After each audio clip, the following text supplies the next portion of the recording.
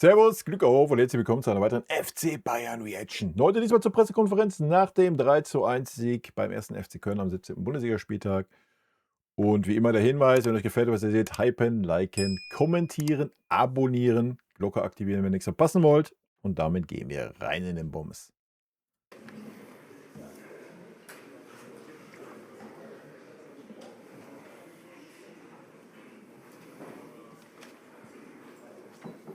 Ja, was ist los? Ja, Was ist herzlich los? willkommen zur Pressekonferenz nach unserem Spiel gegen den FC Bayern. Ich begrüße Vincent Die Kompanie ganze und Zeit. Lukas Kwasniok. Wir schließen uns heute den Gepflogenheiten unserer Gäste an und kommen direkt zu euren Fragen. Wer möchte gerne loslegen? Tobias Karsbecken für die Kölnische Rundschau.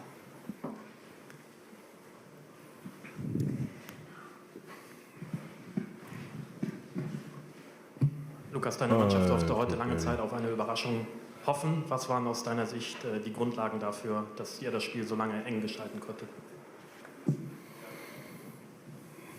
Ja, Laufbereitschaft. Also ich glaube, du hast gegen die Bayern nur eine Möglichkeit, wenn du es irgendwie schaffst, mehr zu laufen als sie. Das Problem ist, sie sind so fleißig, dass es fast nicht möglich ist.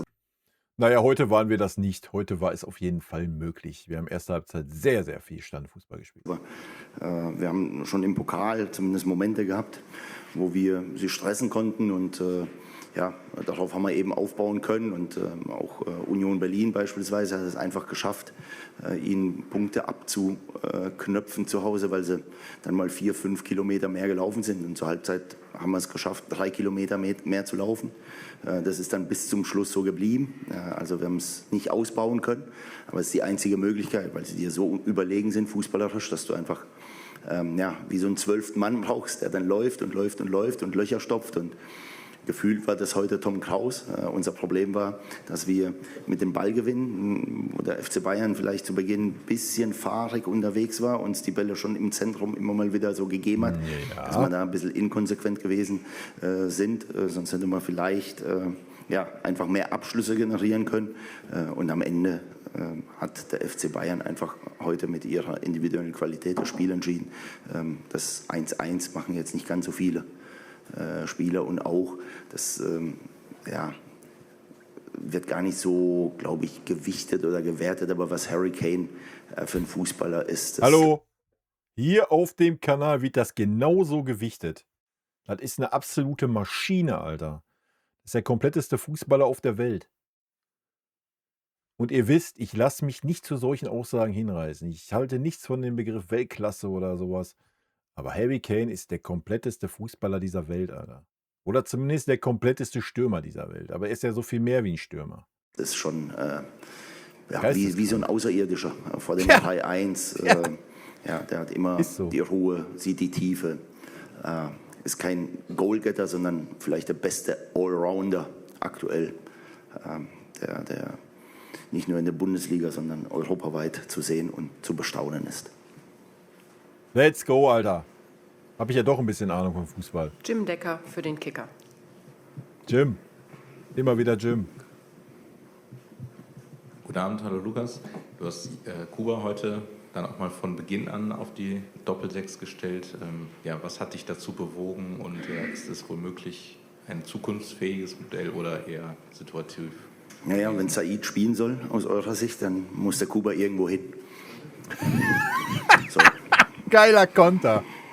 Und ich glaube, Kuba, und da will ich ihn ja gar nicht größer machen, als er ist, aber er ist halt unfassbar spielintelligent und für uns war es einfach heute wichtig, dass er von dieser Position immer wieder nicht nur auf 5, sondern teilweise auf 6 auffüllen kann, aber gleichzeitig Also Konter, nur für die den Kontext brauchen. Er steht halt in der Kritik, weil Imala immer erst die letzte halbe Stunde kommt. Ja, und nicht von Anfang an in der Startelf steht oder selten in der Startelf steht. Und deswegen war es ein guter Konter von ihm. Köln ist halt ein heißes Pflaster pressetechnisch. Ne? wenn er nach innen geht, an diesen Momenten hindern kann und zum Doppeln dazukommt. Und das kann halt Kuba. Ja, und von dort aus kann er das Spiel eben auch noch antreiben. Ich hätte mir natürlich gewünscht, dass er trotzdem 0,4 km/h noch mal schneller wäre. Dann wäre Kim vielleicht dann doch auch davon gelaufen, hätte vielleicht ein 1-gegen-1 gegen Manu. Aber das ist eben auch der FC Bayern. Da holt der Kim einen schnellen Kaminski ein. Und trotzdem, um die Frage auf den Punkt zu beantworten, ja, Kuba kann überall spielen und ist überall gut. Und es ist durchaus ein Modell für die Zukunft. Gerne hier der Kollege vom SID in der zweiten Reihe. Ja, hi, Henrik Mertens. Herr Kompany, bester Herbstmeister der Bundesliga-Geschichte. Pep Guardiola überflügelt. Wie stolz sind Sie auf diese Hinrunde? Und jetzt geht die Rückrunde sofort weiter. Wer soll euch eigentlich noch aufhalten in dieser Rückrunde? Ja, ist immer schwierig zu sagen, weil es ist eigentlich so ein bisschen ein innerlicher Konflikt mit meiner Mentalität, dass wir so irgendwie mitten in der Saison schon einen Rekord jubeln, weil das ist kein Titel. Aber ich habe es nur die Jungs gesagt, weil es ist letztendlich die Spieler, die das geschafft haben. Es ist so unfassbar schwierig, egal welchen Rekord zu erzielen, zu schaffen. Ist das richtig? In diesem Verein oder in der Bundesliga, also ich würde auch zum Beispiel Ball hochhalten und Rekord mitnehmen. Also es ist so schwierig. Deswegen sage ich den Jungs, okay, das habt ihr geschafft. Gratulation, trotzdem einmal sagen. Und ab morgen startet der Rückrunde und dann ist alles wieder auf Null. Also die Hinrunde ist vorbei, versucht die Rückrunde zu gewinnen und dann können wir, dann sieht gut aus. Aber nicht meiner, ich bin das nicht gewohnt, aber trotzdem habe ich die Jungs gratuliert, weil ja, sonst machst du das nie, weil das ist immer so schwierig hier.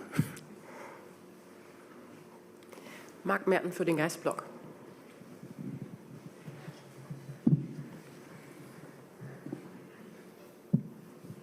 Lukas, guten Abend. Du hast quasi das letzte Aufgebot in der Abwehr gehabt. Viel mehr war personell nicht mehr übrig.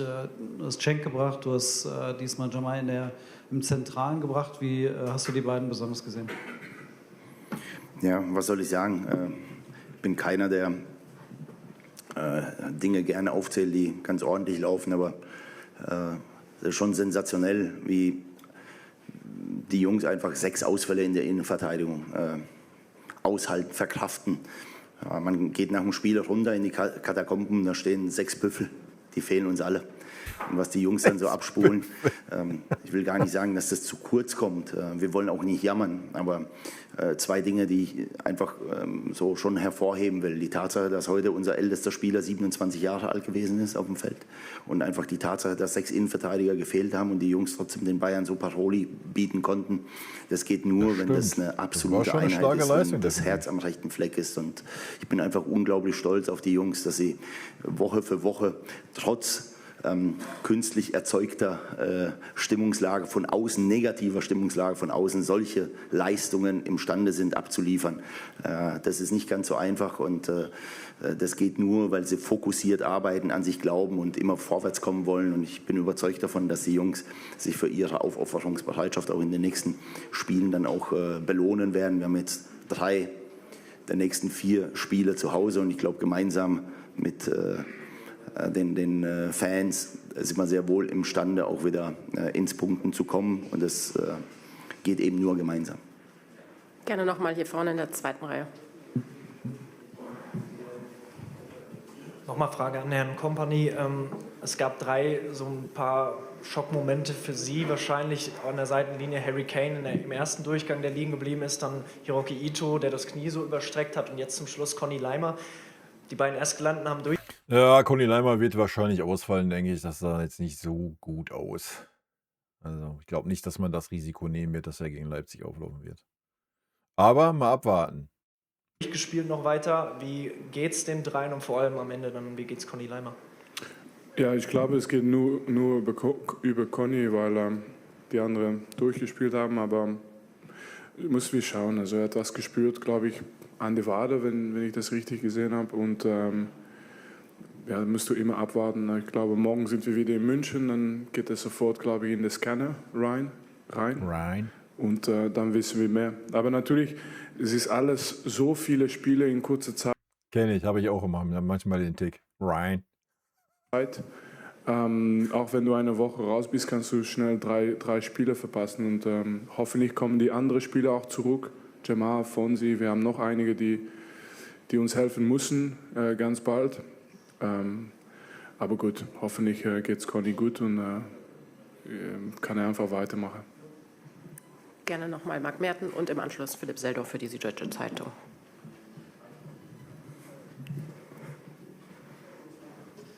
Ja, Lukas, du hast nach dem letzten Spiel in Heidenheim Alessio Castromontes explizit gelobt, einer eurer Besten. Trotzdem musstest du ihn heute, hast du schon auf der Pressekonferenz angekündigt, ihn draußen lassen.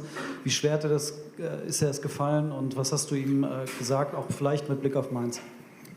Ja, also sein rechter Fuß hat uns schon gefehlt bei Standards, aber er war einfach lange raus und das Risiko auf einer Schiene ist schon noch mal deutlich höher, so wie Vincent das gesagt hat. Also wir starten dann aus der Kalten gleich mit einer englischen Woche. Er hat natürlich dann auch länger nicht gespielt und das Risiko war bei Jamal schon auch da. Als Innenverteidiger kannst du das ein bisschen besser kompensieren, hast nicht ganz so viele intensive Läufe. Und ich hatte da auch keine andere Alternative und ich glaube, Lundi hat es heute bravourös gemacht, aber dass Monti mit seinem rechten Fuß, mit der Kreativität ein anderes Element mitbringt, steht außer Frage und es ist schon auch so, dass er gegen Mainz durchaus ein Startelf-Kandidat wieder ist, weil er ein Element mitbringt, was wir so eben nicht haben, wenn er nicht spielt. Philipp Seldorf für die Süddeutsche Zeitung. Ja, Herr Kompanie, wir haben uns gefragt, das 2-1 durch Min Jae Kim, der Freistoß, war das eine Variante, die Sie schon geübt hatten, die einstudiert war?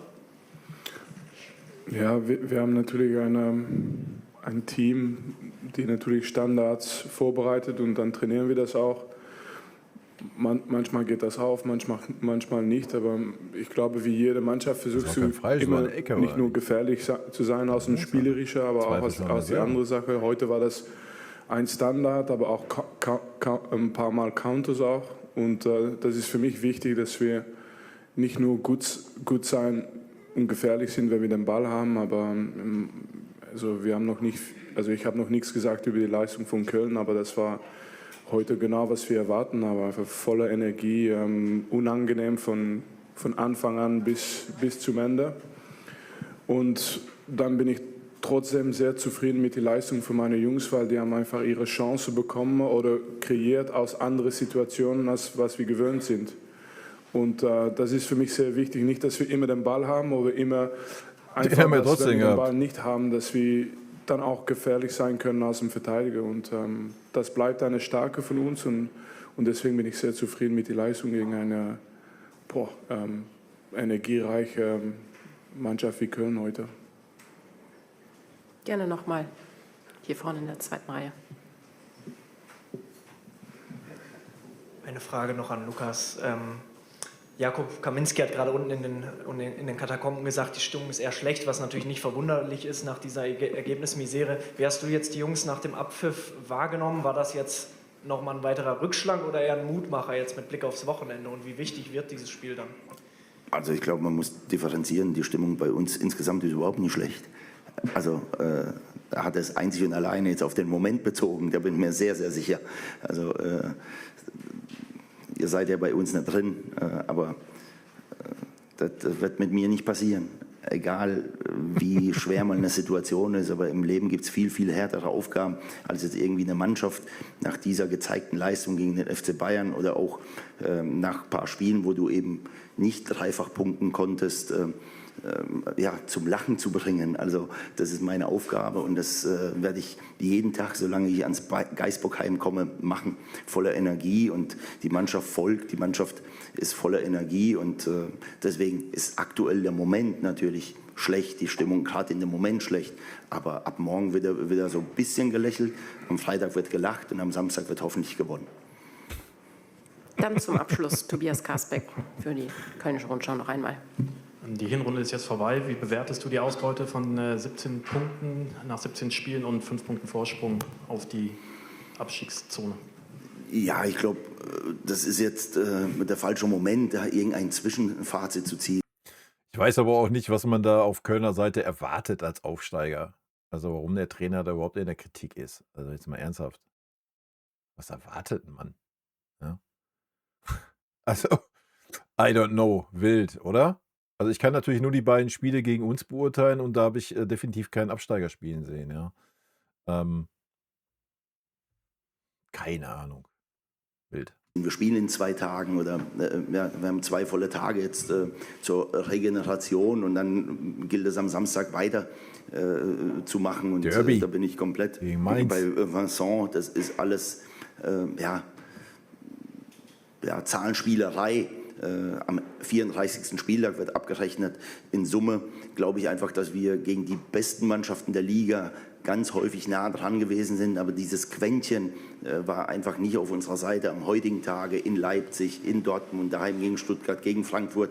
Aber was uns einfach eben auch weiterhin nicht nur daran glauben lässt, sondern einfach die Überzeugung in uns weiterhin entfacht oder bestärkt, ist einfach die Tatsache, dass wir in keinem Spiel in irgendeiner Form unter die Räder gekommen sind, sondern die Jungs setzen um, sie sind voll da. An der einen oder anderen Stelle fehlten Quäntchen, aber ich bin mir relativ sicher, dass wir auch nicht die gesamte Rückserie auf 6 Innenverteidiger verzichten müssen und deshalb dann vielleicht auch den einen oder anderen Punkt gegen die allerbesten dann auch in der Liga holen können, auch als Aufsteiger. Und darauf freuen wir uns. Dann sage ich vielen lieben Dank, einen schönen Abend. Und Schönes Schlusswort, würde ich sagen, oder? Von daher mache ich es auch kurz und schmerzlos. So, ich wünsche euch rot-weiße Grüße, es ist spät. Haut rein, bis dann. Tschüssi. Vielen lieben Dank für euren Support hier auf dem Kanal. Und in diesem Sinne, gute Freunde kann niemand trennen.